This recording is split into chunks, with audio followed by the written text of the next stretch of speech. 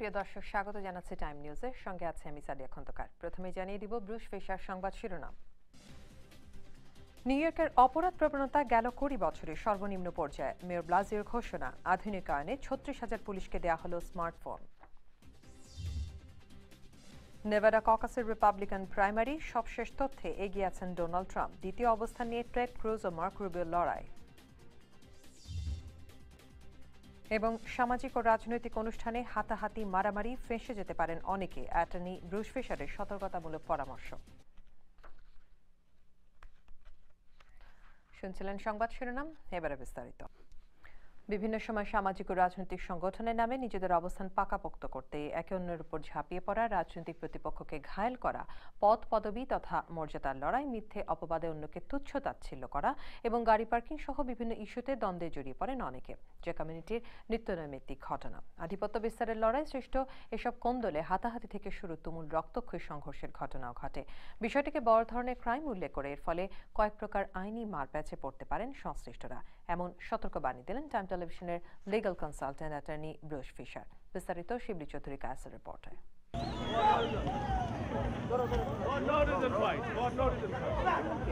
রাজনৈতিক প্রতিপক্ষকে ঘায়েল করতে আবেগ কিংবা ক্ষমতার মোহে যুক্তরাষ্ট্রের প্রচলিত আইনের তোয়াক্কা না করে এভাবে প্রতিপক্ষের উপর ঝাঁপিয়ে পড়ার ঘটনা এখন নিত্যদিনের।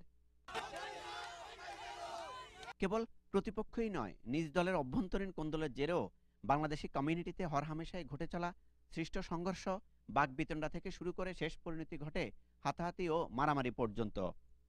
বেশিরভাগ সময় পরিস্থিতি নিয়ন্ত্রণে পুলিশি হস্তক্ষেপও লক্ষ্য করা যায়।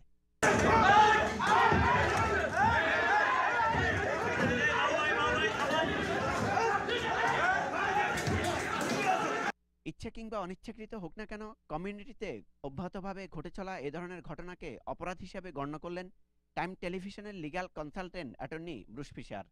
তার মতে, কাউকে তেড়ে আসা কিংবা শারীরিকভাবে আঘাত করার চেষ্টা এক ধরনের ক্রাইম। এর ফলে ভুক্তভোগী প্রচলিত আইনের সহায়তা নিতে পারেন। এতে করে বড় ধরনের জেল জরিমানার মুখে পড়তে পারেন সংশ্লিষ্টরা।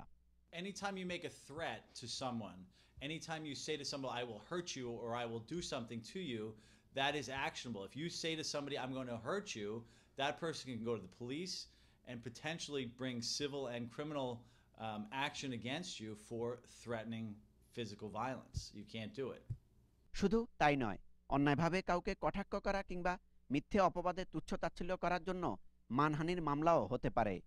কোনো অভিবাসী এ ধরনের ঘটনায় সম্পৃক্ত হলে তার পরিণতিও ভালো হবে না বলে জানান তিনি।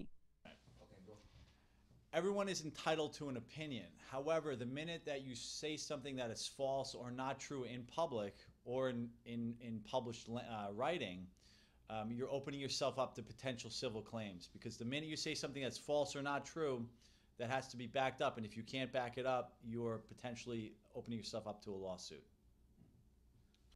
বিভিন্ন রাজনৈতিক ও সামাজিক সংগঠনের অনুষ্ঠানে চেয়ার তুলে আঘাত করা কিংবা আসবাবপত্র ভাঙচুর সহ এ ধরনের মারামারিকে ফৌজদারি অপরাধ বলে সতর্ক করে দেন অভিজ্ঞ এই অ্যাটর্নি। বলেন, এতে করে আঘাতকারী কয়েক ধরনের মামলায় ফেঁসে যেতে পারেন।